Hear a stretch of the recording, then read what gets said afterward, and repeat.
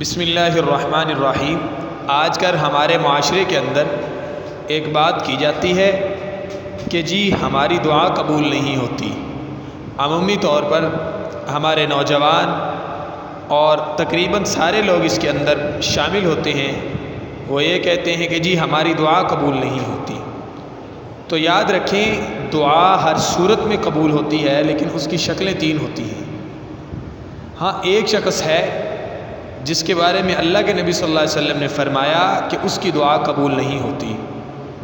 وہ شخص وہ ہے کہ جو کھاتا حرام ہے، پیتا حرام ہے، یعنی اس کا کھانا بھی حرام ہے، اس کا پینا بھی حرام ہے، دیکھنا بھی حرام ہے، سارے کام حرام کرتا ہے۔ اس کے بعد جب وہ اللہ کے دربار میں ہاتھ اٹھاتا ہے تو فرمایا اس کی دعا قبول نہیں کی جاتی۔ بقیہ دعا ہر صورت کے اندر قبول ہو کر رہتی ہے، لیکن اس کی تین شکلیں ہیں۔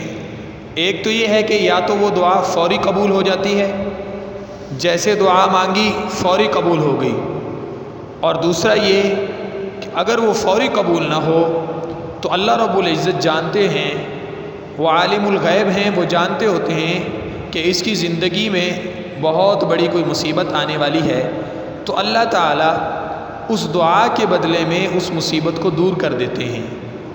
دوسری شکل یہ ہے، اور تیسری شکل یہ ہے کہ اگر وہ دعا فوری قبول نہ ہو یا اس سے کوئی بڑی مصیبت دور نہ ہو تو فرمایا اللہ رب العزت کا قیامت والے دن کے لیے وہ دعا کو محفوظ کر لیتے ہیں۔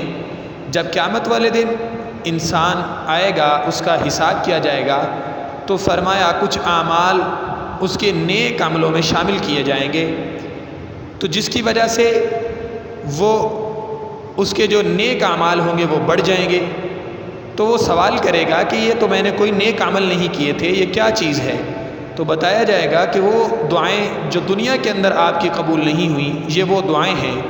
تو فرمایا انسان اتنا خوش ہوگا، اتنا خوش ہوگا کہ وہ کہے گا اے کاش دنیا کے اندر میری ایک دعا بھی قبول نہ ہوئی ہوتی۔